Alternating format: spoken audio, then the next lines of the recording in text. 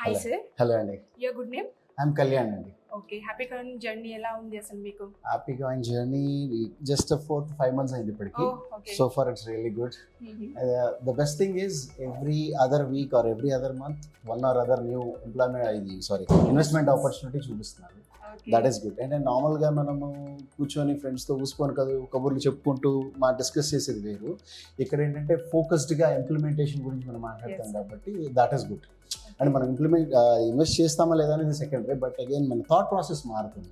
Okay, ఇప్పుడు ఎగ్జాక్ట్గా మనం వెళ్ళి ఒకటి నా వరకే చెప్పుకోవాలంటే 4 months కిందనే నాకు ఒక కార్ తీసుకోవాలని ఉండింది ఈఎంఐలో. But after joining Happycoin I thought no I'm not going to take it in EMI, invest చేసి ఆ డబ్బులతో కొనుక్కుందాం అనే థాట్ ప్రాసెస్ మారింది, విచ్ ఇస్ గుడ్ కదా.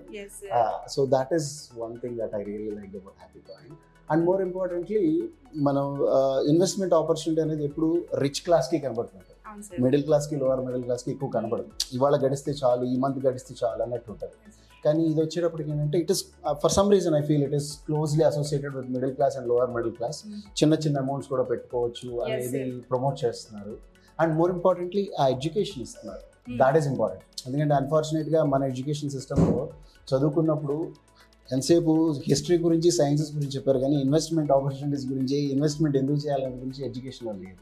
That is a value addition. Actually Happycoin mission ఏంటంటే like middle class turn to rich అన్నమాట. Exactly. So I hope మీరు కూడా అలాగే ఉండాలని చెప్పేసి హ్యాపీకాయిన్ విష్ చేస్తుంది sir. And like Vasu garu webinars everything follow అవుతుంటారా? జనరల్గా ఫాలో అవుతుంటాను. ఇన్ కేస్ నేను లైవ్ అవ్వకపోయినా కూడా నేను తర్వాత యూట్యూబ్ వీడియోస్ డెఫినెట్గా వాసు గారి సెషనే నాకు యాంకరింగ్. దీనికి ఏదంటే ఈఎంఐ ఫ్రీ అవ్వడం ఎలాగా, మీరు ఆల్రెడీ ఈఎంఐ సర్కిల్లో మీరు స్టక్ అప్ అయి ఉంటే దాని నుంచి ఎలా ఫ్రీ అవ్వచ్చు అనే వీడియో ఉంది కదా, అది చూసి నేను యాంకర్ అయ్యాను. అండ్ దట్ ఈస్ చాలా మంది రిలేట్ అవుతారు దాంతో.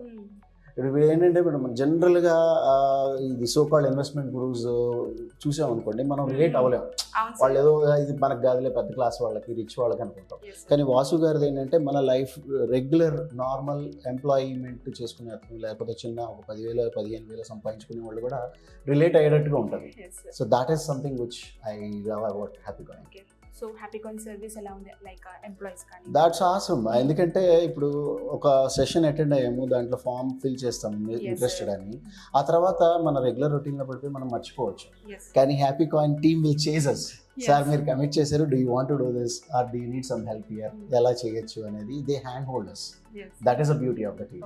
So they will definitely hand hold and give us the complete mentoring we need until we invest it.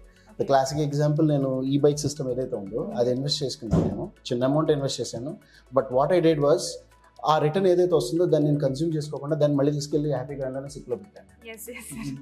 That's awesome thing I love. So ఇప్పుడు మీరు జాయిన్ అయ్యి 4 months అయింది కదా, so most of the investments మీరు చేస్తూనే ఉన్నారు కదా, so వాటి రిటర్న్స్ మీకు ఎలా అనిపిస్తున్నాయి?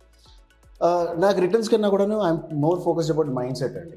దాట్ డెఫినెట్లీ ఐ సీ, మీకు కింద చెప్పినట్టుగా మైండ్ సెట్ అయితే మారింది. అండ్ రిటర్న్స్ అనేది I think that's a long term thing, it's never a short term thing.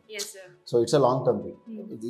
The biggest effort I would say is, ఎప్పుడైతే నేను కార్ ఈఎంఐలో కొనుక్కుందాం అనుకున్నా వాడిని దాన్ని పోస్ట్ పోన్ చేసి ఇన్వెస్ట్మెంట్ చేయడం మొదలెట్టాను, that itself shows my results. రేపొద్దున అదే రిటర్న్స్తో నేను కార్ కొనుక్కోవచ్చు, లేదా నా పిల్లలకి ఇంకోటి ఏదో చేయొచ్చు. సో హ్యాపీకాయిన్ వచ్చాక మీ లైఫ్ జర్నీ టోటల్ గా మారిపోయిందని అంటున్నారు, అంతేనా? At last on the path, not yet there destination అవ్వలేదు కానీ but on the path for sure. అంటే ఆ క్లారిటీ ఉంది మైండ్ లో. That's what I would say. Thank you so much. Thanks a lot. Thanks హ్యాపీకాయిన్.